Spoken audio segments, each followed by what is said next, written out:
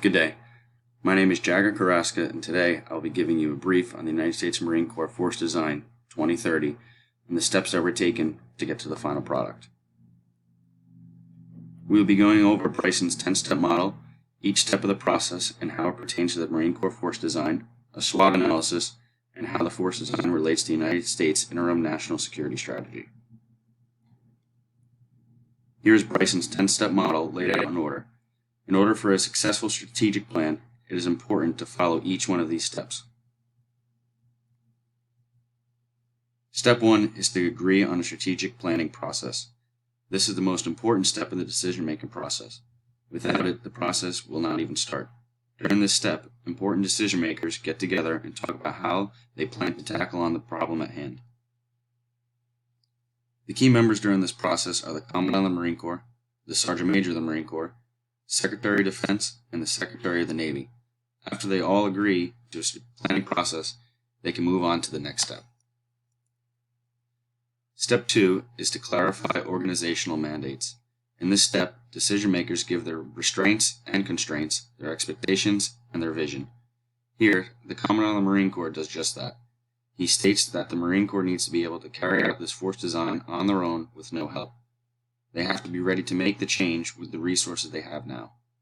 He also states that one of the reasons he is redesigning the Marine Corps is because they need to better answer the question, what does the Navy need from the Marine Corps? This question is going to shape how they develop plans and courses of action. After all 10 steps are followed and the plan is complete, that question needs to be answered. Step 3 is clarifying a mission and values. To do this, we can go back to the Marine Corps mission statement. As America's expeditionary force in readiness since 1775, the United States Marines are forward deployed to win our nation's battles swiftly and aggressively in times of crisis. We fight on land, sea, and air, as well as provide force and detachments to naval ships and ground operations. The mission statement talks about how the United States Marine Corps is forward deployed to win battles swiftly in a time of crisis. In this step, you can see how the mission statement solidifies the reason to redesign the United States Marine Corps. Over the past 20 years, the Marine Corps was in the desert fighting. Now, with the current worldwide situation, the Marine Corps needs to be prepared to fight in the South China Sea.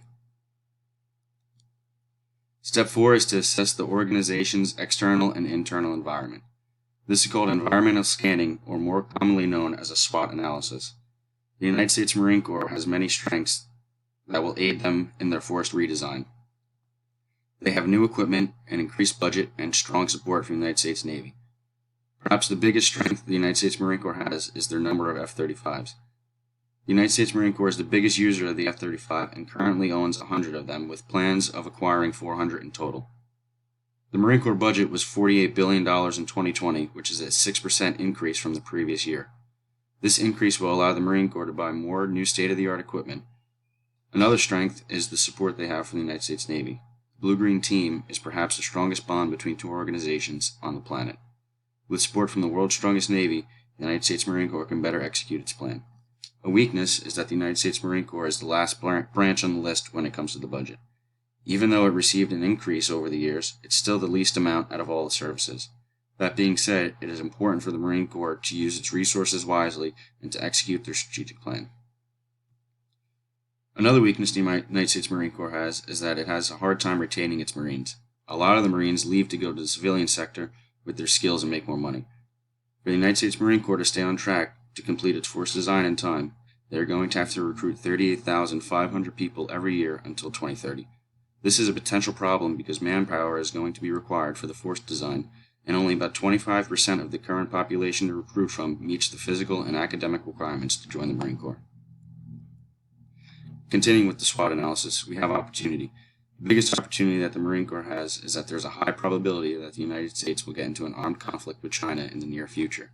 This is an opportunity because if there was no threat from China, it is likely that decision makers wouldn't even try to complete the force design by 2030. Next is threats. The biggest threat to the strategic plan is China. The United States Marine Corps needs to keep in mind that while they are coming up with a strategic plan, China is as well.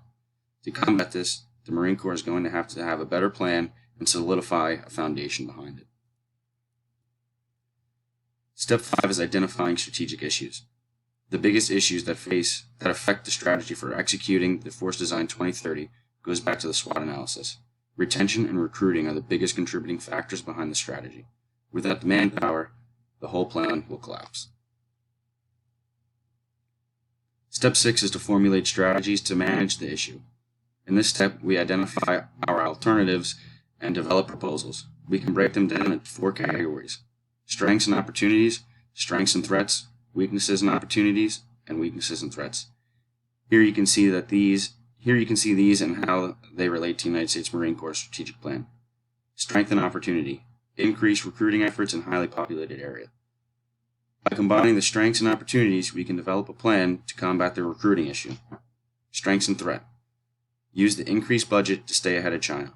By combining strengths and threats, we can stay ahead of China while they also compete to stay ahead of the Marine Corps. Weaknesses and opportunity: get closer with the Navy in order for them to provide to the United States Marine Corps amphibious operations.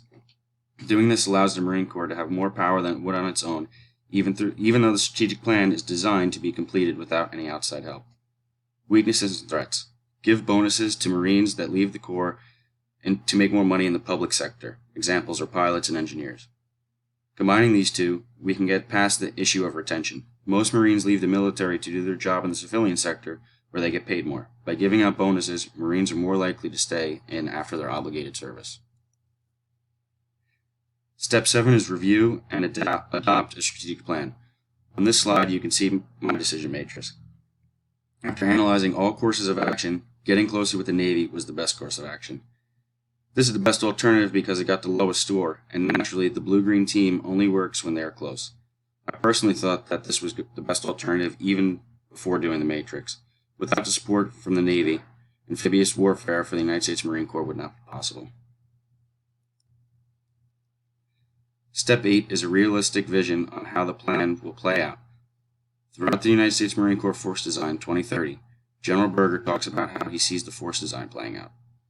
He gives reasonable guidance throughout the strategic plan, including specific directions and timelines for things to be completed by.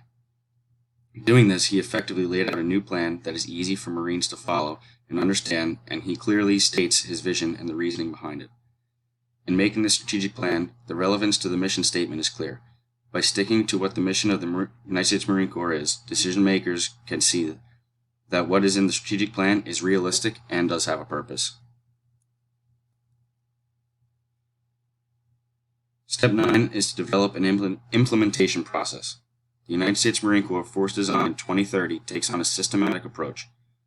The first thing is to get rid of 12,000 non-essential personnel, tanks, and 3 heavy helicopter squadrons. Next is to acquire things that will be mission essential, such as UAVs, rocket artillery batteries, and more F-35 squadrons. After these are complete, wargaming and testing will take place. Doing this will allow the United States Marine Corps to identify what works and what doesn't. When all 3 of these are complete, the final step is to implement what they came up with. The final step in Bryson's 10-step model is to reassess the process. The most effective way to do that is through after-action reports throughout the process, as well as after the plan is complete. After-action reports allow decision makers to see what is working and what isn't. By doing this, decision makers can keep doing what is working, as well as refine what isn't working.